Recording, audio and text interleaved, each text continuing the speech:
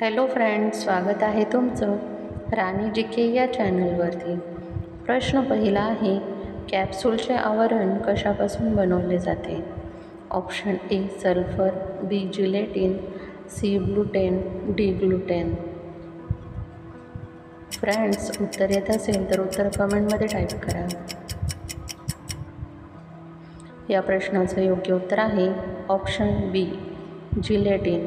कॅप्सूलचे बाह्य आवरण जिलेटिनचे बनवलेले असतात। पारंपरिक कॅप्सूल जिलेटिनपासून बनवल्या जातात, तर मऊ कवच असलेले कॅप्सूल द्रव किंवा तेलापासून बनवले जातात। जिलेटिन हे प्राणी प्रथिने आहे जे चवहीन, रंगहीन, ठिसूळ आणि अर्धपारदर्शक अन्न घटक आहे जे कोलेजनपासून प्राप्त होते। प्रश्न दुसरा आहे, पेरूची पाने खाल्ल्याने कोणता आजार बरा होतो? ऑप्शन ए पोटदुखी, बी मधुमेह, सी रक्तदाब, डी वरील सर्व।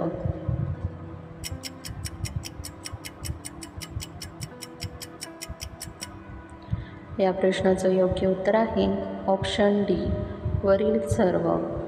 पानं आणि फळांसह वनस्पतीचे विविध भाग औषध म्हणून वापरले जातात।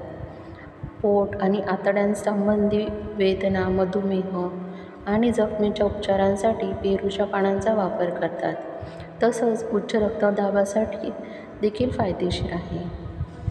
प्रश्न तिसरा आहे, कोंब कानात शिरल्यावर काय टाकल्याने बाहेर येते? ऑप्शन ए दूध, बी पेट्रोल, सी केरोसिन, डी मीठ। फ्रेंड्स, उत्तर येत असेल तर उत्तर कमेंटमध्ये टाईप करा। या प्रश्नाचं योग्य उत्तर आहे ऑप्शन डी मीठ।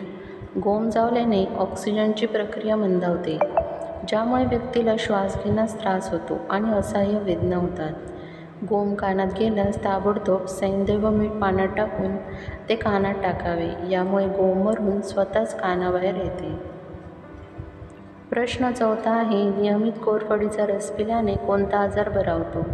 ऑप्शन ए पायदुखी, बी मधुमेह, सी कावीळ, डी मायग्रेन।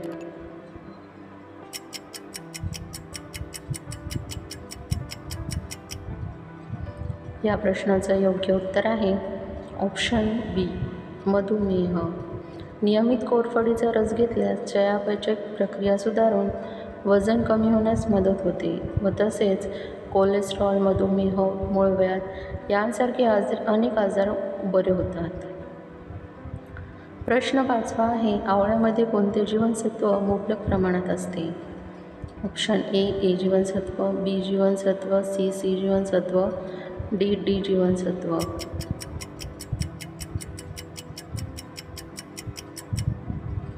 या प्रश्नाचं योग्य उत्तर आहे ऑप्शन सी जीवनसत्व। आवळ्यामध्ये भरपूर प्रमाणात अँटीऑक्सिडंट असते, त्यामुळे हृदयरोग, मधुमेह आणि कर्करोग यांसारख्या दीर्घकालीन आरोग्याची स्थितीचा धोका कमी होतो व तसेच आवळ्यामध्ये मुबलक प्रमाणामध्ये व्हिटॅमिन सी आणि व्हिटॅमिन ई असते। आवळे खाल्ल्याने केसांना सुद्धा फायदेशीर आहे।